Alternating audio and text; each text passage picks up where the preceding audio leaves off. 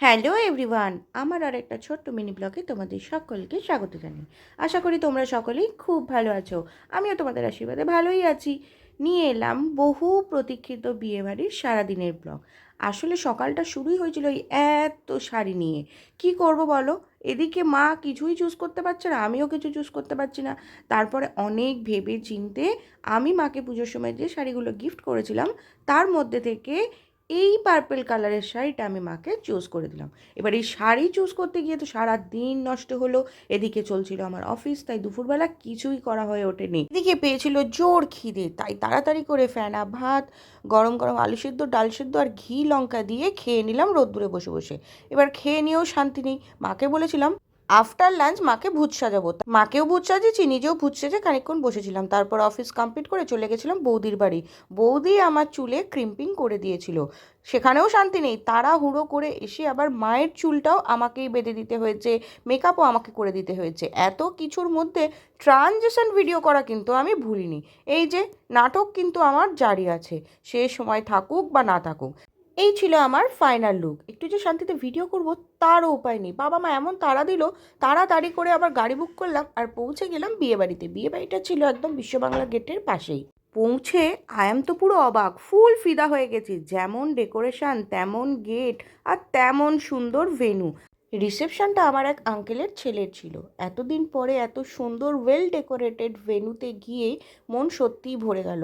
বিয়েবাড়ি তো অনেক গেছি, কিন্তু এই ভেন্যুটা যেন একটু বেশি ভালো ছিল। আসলে সবাই ছড়িয়ে ছিটিয়ে ঘুরে বেড়াচ্ছিল, নিজেদের মনের মতো করে ঘুরছিল, গল্প করছিল, আড্ডা দিচ্ছিল, ফটো তুলতে পারছিল। এই ছিল বর বউয়ের বসার জায়গা। আমাদের ফুল ফ্যামিলি সেখানে ইনভাইটেড ছিল। এই জেঠিমা, আমার মা, আমার বোন, দুই জেঠু, আমার বাবা আর বাকি ফ্যামিলি মেম্বাররা অনেক পরে এসেছে বলে তাদের সাথে আমাদের সেই মতো দেখা হয়নি, কারণ আমাদের পরের দিন অফিস ছিল দুজনারই। তাই খুব তাড়াতাড়ি আমাদের ফিরে আসতে হয়েছে। এত বড় জায়গায় ঘুরে ফটো তুলে বেশ হাঁপিয়েই গেছিলাম, তাই একটু গলা ভিজিয়ে নিলাম স্ট্রবেরি শেক দিয়ে। তারপরে পৌঁছে গেলাম স্টার্টার কাউন্টারে। গরম গরম জিলিপি ভাজা হচ্ছিল আর রসে ডোবানো হচ্ছিল। এই দেখাটাই যেন আলাদা স্যাটিসফ্যাকশন। আর ছিল দই বড়া, কোনটা ছেড়ে কোনটা বলবো, ছিল মকটেল কাউন্টার। আর দাঁড়াও দাঁড়াও, শেষ হয়নি। এই যে ভেজ কাউন্টার, এখানে ছিল ক্রিসপি পটাটো, পনির পকোড়া। এখানেও শেষ হয়নি, ছিল ফিশ পকোড়া আর গোল্ডেন ফ্রাইড প্রন। অবশ্য প্রন আমি খাই না, তাই আমি নিইনি, কিন্তু ফিশ পকোড়াটা সত্যিই টেস্টি ছিল। এই দেখো, এক হাতে দই বড়া, এক হাতে ফিশ পকোড়া। সারা সব কিছুই তো টেস্ট করে দেখতে হবে, কোনটা ছেড়ে কোনটার কথা বলি বলো তো। ছিল আবার লাইভ কাউন্টার শিক কাবাবের, যেটা যেন অতুলনীয়, যেমন জুসি আর তেমন টেস্টি। এটা তো আমার আর আমার বোনের তো ভীষণ ফেভারিট।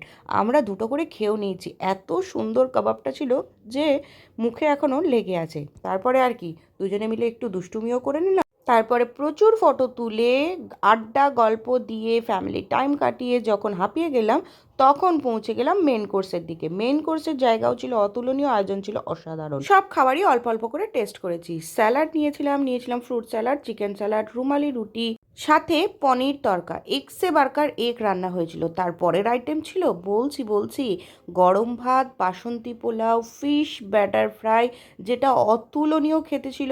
আর ছিল কাতলা কালিয়া মাছ, চিকেন, মাটন, কোনো জিনিসেরই অভাব ছিল না।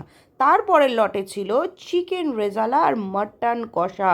আহাহা, যেন অপূর্ব স্বাদ তার।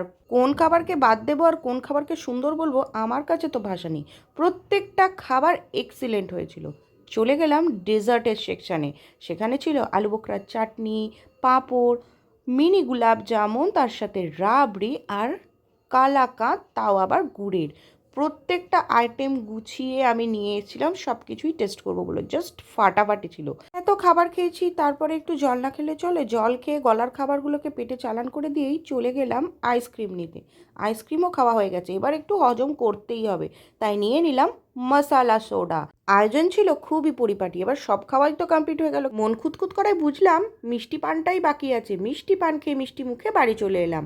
তোমাদের কেমন লাগলো ব্লগ জানাতে ভুলো না। ভালো লাগলে অবশ্যই সাথে থেকো, পাশে থেকো।